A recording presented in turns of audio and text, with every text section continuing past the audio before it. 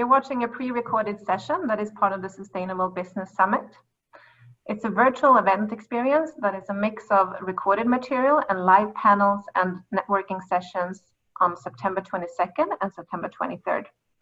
My name is Asa Guillermo, and I'm with the Western New York Sustainable Business Roundtable, SBR. The overall summit theme this year is the value of building business resilience. As part of our summit program, we have invited Tapecon to speak about the clean production journey. Tapecon is a participant in Western New York Clean Production Leaders Program, and they've been working closely with SBR and our partners, Clean Production Action, New York State Pollution Prevention Institute, CORE, and AgriShare. Next slide, please. This program is made possible by generous support from EPA, awarded to SBR in the summer of 2019. It enabled us to create a program with tangible chemical reduction tools and solutions from SBR members and the wider Western New York business community. We're bringing resources together so organizations can get a complete support package free of charge. And this program runs until next spring. With no further ado, let me go ahead and present today's speakers. Mary Sennett, she's been a quality management professional for 20 years in the manufacturing field, with an emphasis on quality systems and regulatory compliance. As a quality and compliance manager, Mary is responsible for Tapecon's quality management system and regulatory compliance for the medical and industrial industries. SBR is also very happy to have Mary as the Vice President on our Board of Directors. Today, Mary will be presenting together with Tiffany Bartz. Tiffany started her career as a general production employee before continuing her education in environmental technology. After working as an environmental consultant for several years, she returned to manufacturing with a focus on safety. Tiffany works for OCEA, an environment, health, and safety consulting company, and she is contracted full-time as Tapecon's EHS manager. So please take it away, Mary. The screen is yours. Thank you, Lisa. So I'd like to begin by talking a little bit about Tapecon and who we are. So Tapecon works with production teams to improve marketing competitiveness and outsource manufacturing solutions. We're a contract manufacturer specializing in converting expertise, printing, converting, manufacturing in the medical and industrial markets. We've been in business since 1919, so a little over 100 years old, 5-generation family owned, and we're in Buffalo, New York with about 108 employees. Slide, please. So how did we get started with the Clean Production Leaders? Well, through the SBR, we had a tour at our facility for Clean Production Action. During the tour, we talked a lot about sustainability, where we'd been, where we were going, where we had hoped to go, and we shared some of the improvements that we had done recently that had impacted both our business and sustainability.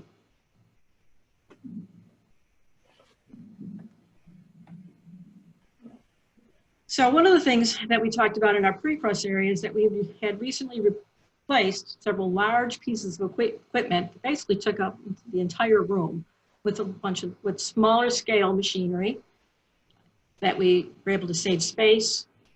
We were saving materials, and we had a better environment for employees, and of course savings on production, labor time, and energy that all come out of this. While they were touring and we were talking through the process, they were surprised to see that we were using 7th-generation dishwashing detergent in place of harsh chemicals in our plate making process. So by the end of the tour, we were all in. And we had agreed that the Western New York Clean Production Leader Program was something that we wanted to participate in.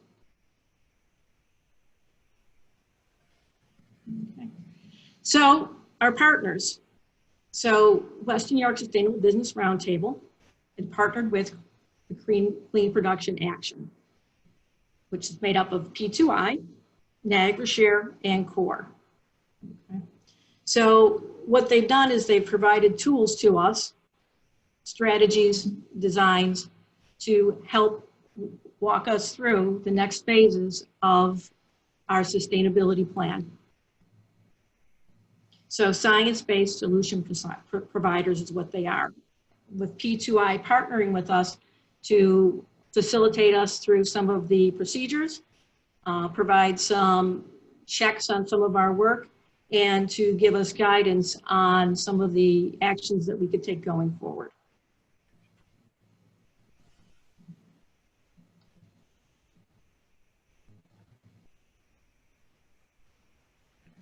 So we had the team formed, and we began with regular meetings with Clean Production Action, the SBR, and P2I, and Tapecon.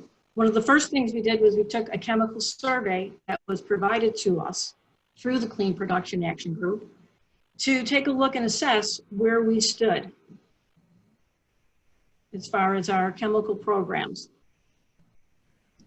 P2I is now reviewing that process, the survey for us, and later in the year, based on our responses to that survey, we're going to be looking at the next phase of the project, which includes customizing a survey toward manufacturers like ourselves. Hey, Tiffany, let me hand it over to you. All right, thank you. Welcome, everyone. Thank you, Asa, for having us.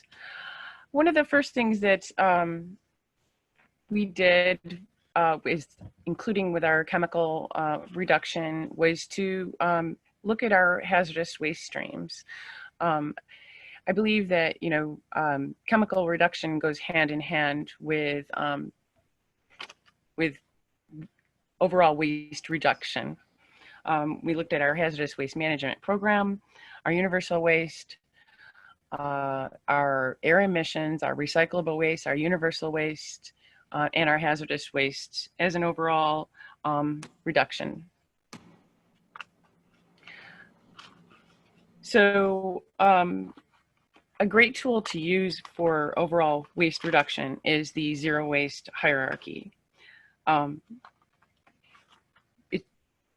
The main goal is to reduce the amount of waste that you have. If you can't reduce it, then you want to see if you can reuse it or recycle it or recover it in some way. And the least preferred method is to have waste end up in a landfill where you can't do anything with it at all. So we take each one of the waste streams that we have and use this tool to effectively help us reduce waste, including chemical waste and our overall waste. What have we learned is that improving chemical program is a continuous ongoing effort. It's all about the people. You know, everybody has to be involved, from the CEO all the way down to your part-time employee. It's about employee awareness, making sure that everybody is aware of the procedures, training. Use multiple resources for training, PowerPoint presentations, TV displays, signs. These all play an important role in communicating an overall procedure or for waste reduction or chemical use. It's important to get everybody involved in promoting a team mindset. You know, it's just not myself or Mary that's managing these things. It's everybody, from your operators, your supervisors, your managers. It's important to ask for feedback from all of your employees. I may come up with a procedure for something, but the operator that's actually doing that may say, you know, that's not really working for me. Can we do it this way? And we have to reevaluate. You have to be willing to be flexible. We need to be willing to provide positive feedback to employees that make suggestions, and encourage your employee involvement.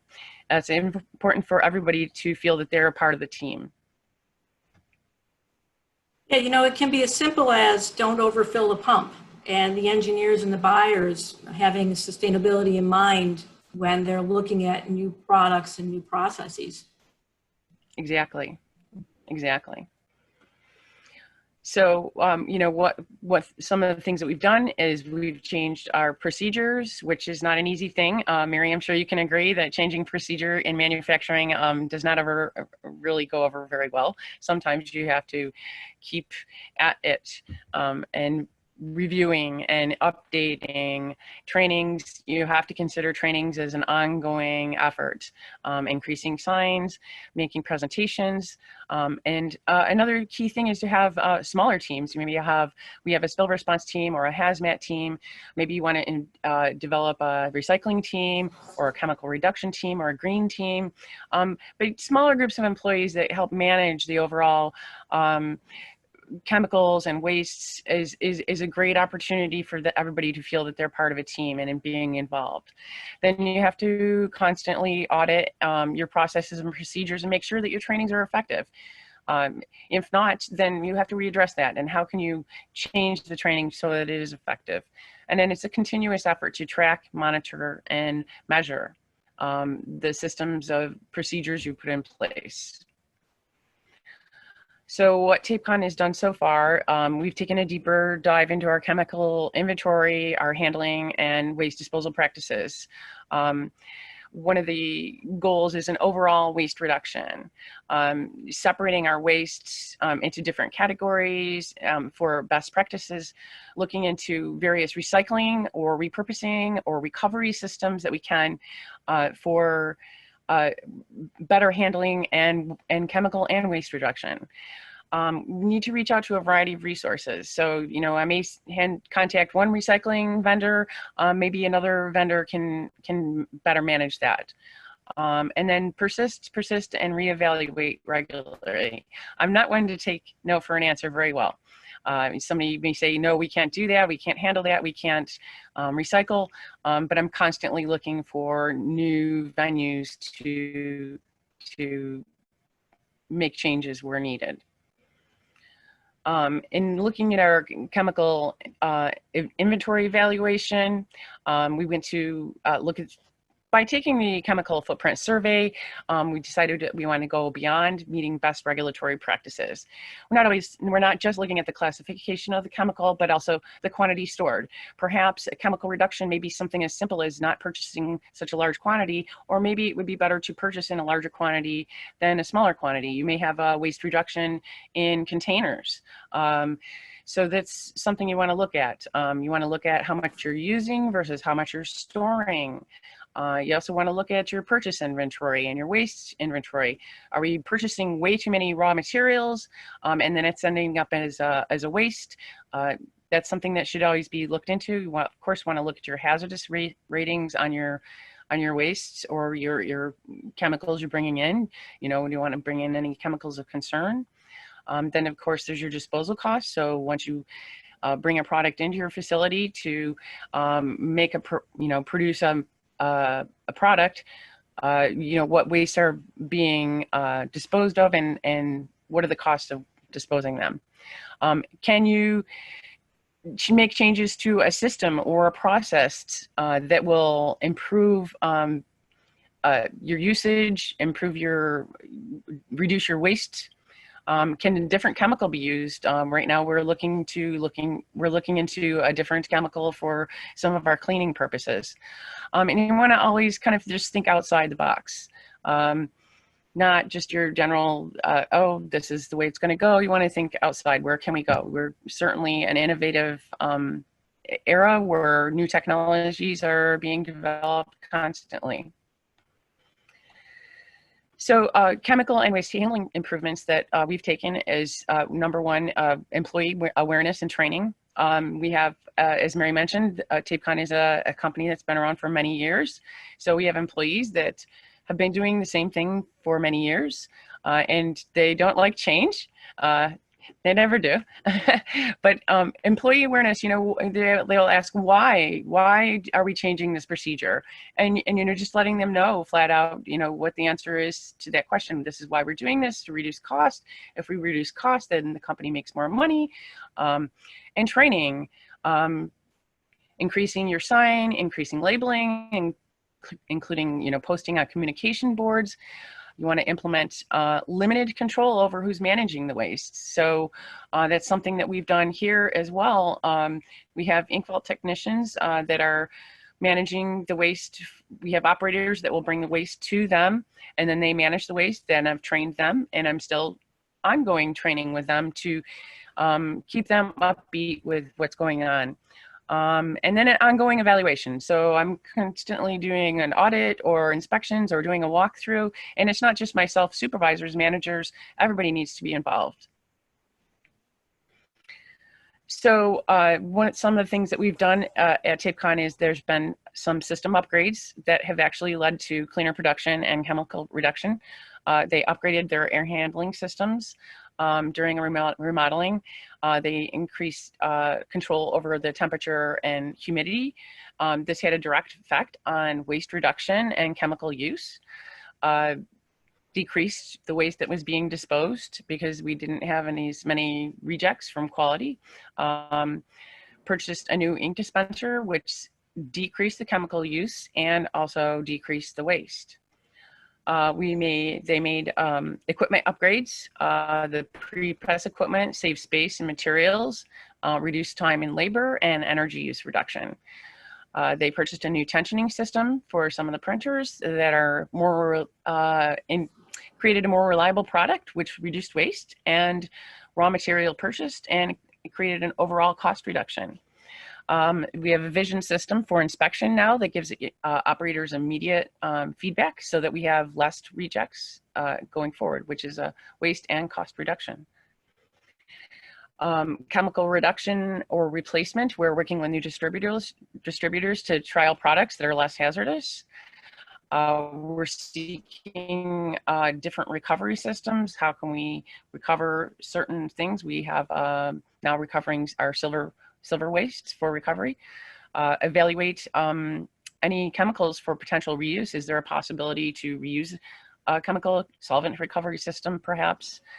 Then you want to evaluate your purchases and the quantities versus actual usage, and manage employees' access to chemicals. You know, we've limited that so that not everybody is going in and getting the solvents they want in 1 gallon jugs when they only need a half a cup of it. Mary? Okay, so going forward, what we need to do is we need to continue investing in our equipment, our facilities, our people. We need to work closely with our suppliers to understand what improvements they have, what new chemicals are out there. We need to work with our customers to try to lead them to better product solutions. And of course, it's all about the people. We can't say enough about our people. If it wasn't for training, if it wasn't for their feedback, if it wasn't for their hard work, we wouldn't be able to do any of this. And the benefit is, as we move forward, we continue to be able to upskill everyone in our company.